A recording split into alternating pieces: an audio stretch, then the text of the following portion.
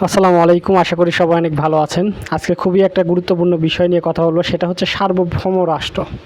ঠিক আছে, তো সার্বভৌম রাষ্ট্রটা কি, এটা নিয়ে একটু আলোচনা করার চেষ্টা করব।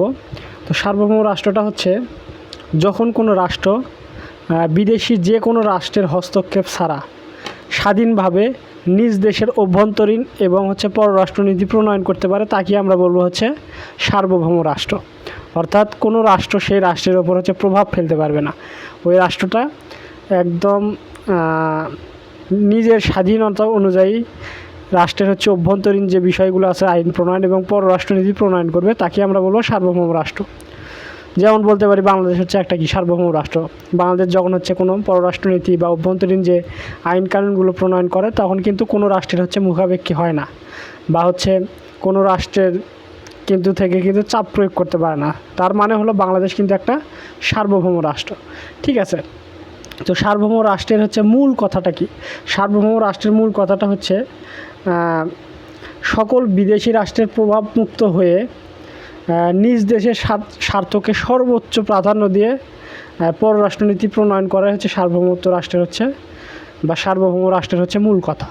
ঠিক আছে, এখন এর আগে কিন্তু একটা সময় চীনের একটা রাষ্ট্রদূত কিন্তু বাংলাদেশকে হুমকি দিয়েছিল যে বাংলাদেশ যেন কোয়াডে অংশগ্রহণ না করে। তো তখন বাংলাদেশ কিন্তু উত্তর দিয়েছিল যে বাংলাদেশ কোয়াডে অংশগ্রহণ করবে নাকি চীনের বেল্ট অ্যান্ড রোড ইনিশিয়েটিভ প্রকল্পে যোগ দেবে। এটা কিন্তু সম্পূর্ণ বাংলাদেশের ইচ্ছার বিষয়। বাংলাদেশ একটা সার্বভৌম দেশ, বাংলাদেশের ইচ্ছা অনুযায়ী সে তার যে কোনো প্রকল্পে অংশগ্রহণ করবে, এটাতে অন্য রাষ্ট্রের হস্তক্ষেপ করার কোনো অধিকার নাই। তো এই জবাব কিন্তু বাংলাদেশ দিয়েছে। তার মানে বোঝা গেল বাংলাদেশ কিন্তু একটা সার্বভৌম রাষ্ট্র। তো আমরা যদি দেখার চেষ্টা করি, পশ্চিম আফ্রিকার দেশ গিনি, এটা কিন্তু এর আইন প্রণয়ন করে কিন্তু পররাষ্ট্রনীতি প্রণয়ন করে ফ্রান্স। আবার সিরিয়ার, মধ্যপ্রাচ্যের দেশ সিরিয়ার আইন প্রণয়ন করে, পররাষ্ট্রনীতি প্রণয়ন করে কিন্তু রাশিয়া। আবার নাউরু যে দেশটা আছে, এর পররাষ্ট্রনীতি প্রণয়ন করে কিন্তু অস্ট্রেলিয়া। তার মানে এই দেশগুলো নাউরু, তারপর সিরিয়া, তারপর গিনি, এই রাষ্ট্রগুলো কিন্তু স্বাধীনভাবে তাদের পররাষ্ট্রনীতি প্রণয়ন করতে পারে না। তারা অন্য রাষ্ট্রের উপর কিন্তু নির্ভরশীল। তার মানে এরা কিন্তু সার্বভৌম রাষ্ট্র নয়। এবং এই রাষ্ট্রগুলোকে বলা হয় কিন্তু মুখাপেক্ষী রাষ্ট্র, এবং অনেকে এই রাষ্ট্রগুলোকে কিন্তু অধীন রাষ্ট্র হিসেবে কিন্তু আখ্যায়িত করেছে।